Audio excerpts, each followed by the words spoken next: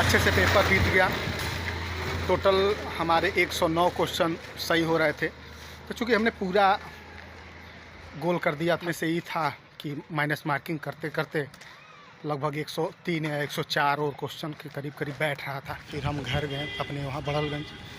वहाँ जाने के बाद फिर दवा लिए, हल्का फुल्का आराम हो गया।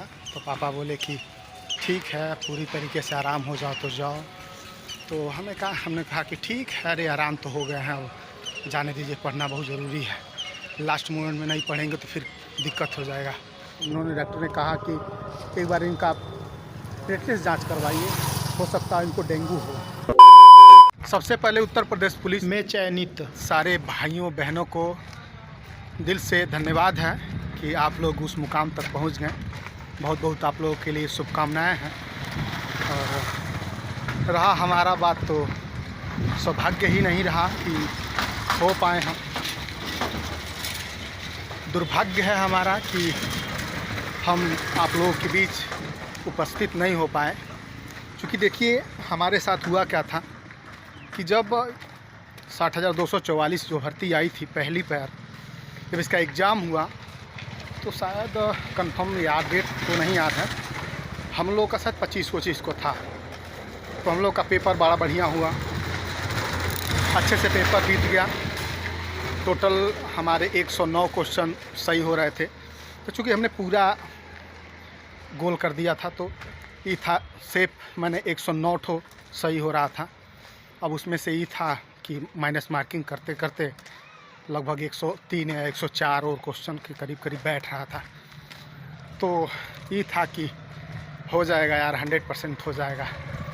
तब तक गलती होती है कि हम लोगों के बाद वाले शिफ्ट में नकल हो जाता है।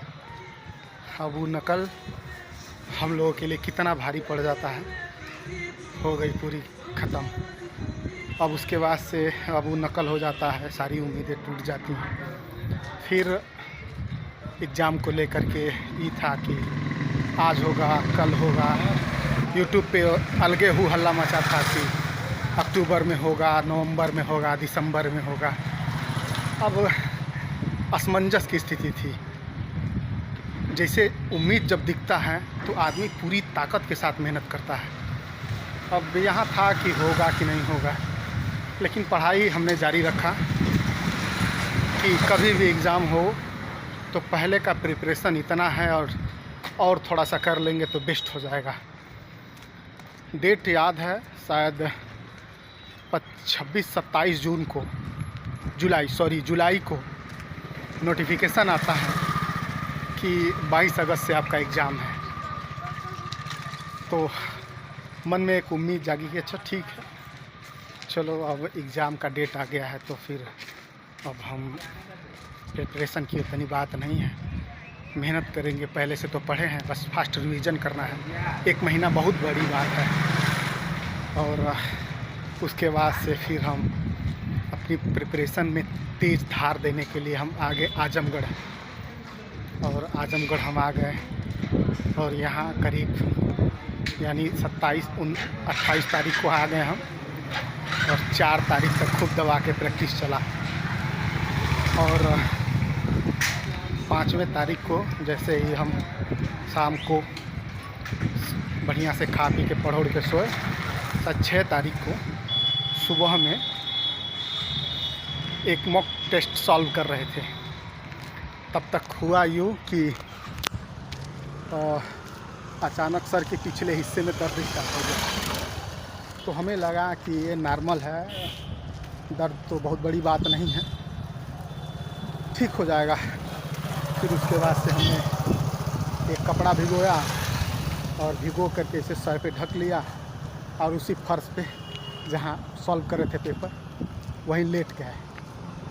अब लेट तो गए, लेकिन जब आँख खुली तो टाइम हो रहा था 2 बज रहा था, और दर्द के मारे लग रहा था कि सर के अंदर कोई नस फट गई है, इतना भयानक दर्द।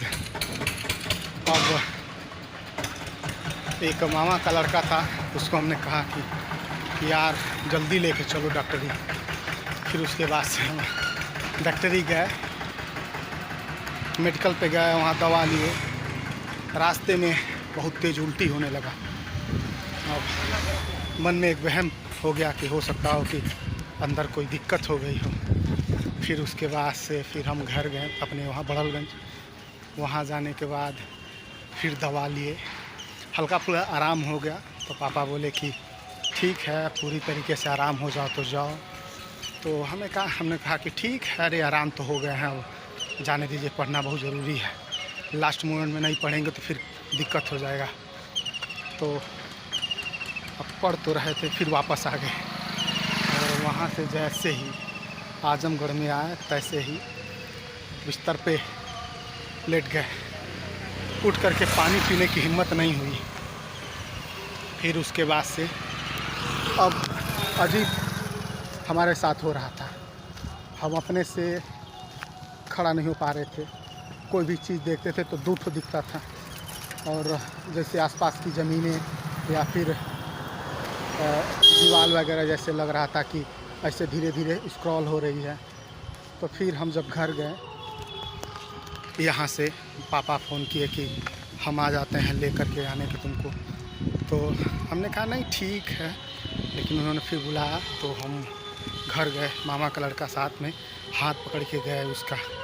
और जब वहाँ गए तो मालूम चला कि मुझे प्लेटलेट्स बड़ी तेज़ी से गिर रहा है।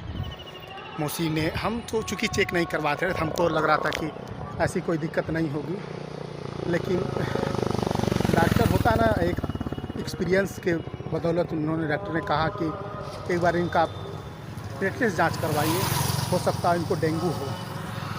और डॉक्टर की बात जब चेकअप हुआ तो सही निकला।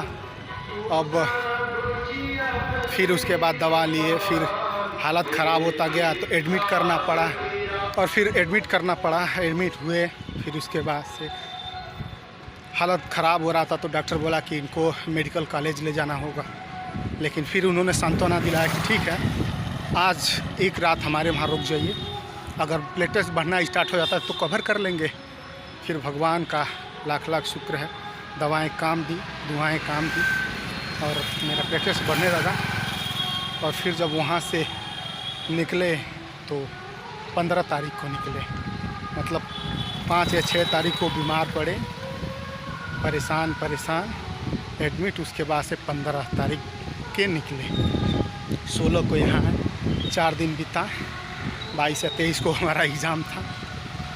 तो पूरी तरह से रिकवर तो नहीं थे, लेकिन ये था कि ठीक थे। उसके बाद से फिर हमारा 22 तारीख को हमारा एग्ज़ाम था, एग्ज़ाम दिए और हमारा सही हुआ तो मात्र 168 नंबर ही सही हुआ। फिर भी रनिंग करते रहे, हो सकता था कि भगवान है, हो सकता हो जाए, लेकिन किस्मत वहाँ भी धोखा दे गई। और हमारे कास्ट के एक अदर लड़के का, उसका 165 नंबर था, तो नॉर्मलाइजेशन में उसको नंबर मिल गया। 65 या 66 नंबर था उसका, तो उसको नॉर्मलाइजेशन नंबर मिल गया और फिर उसका हो गया। और हमारा 168 नंबर में नॉर्मलाइजेशन का नंबर भी नहीं मिला, और इस तरह से हम नहीं हो पाए। लेकिन इस बार करेंगे, इतनी मेहनत करेंगे, और नहीं होगा तो कभी नहीं करेंगे। वीडियो अच्छा लगा हो तो लाइक करो, चैनल पे नए हो तो सब्सक्राइब कर लो, और एक प्यारा सा कमेंट कर दो मुझे मोटिवेट करने के लिए। मिलते हैं एक नए वीडियो में, तब तक के लिए बाय बाय।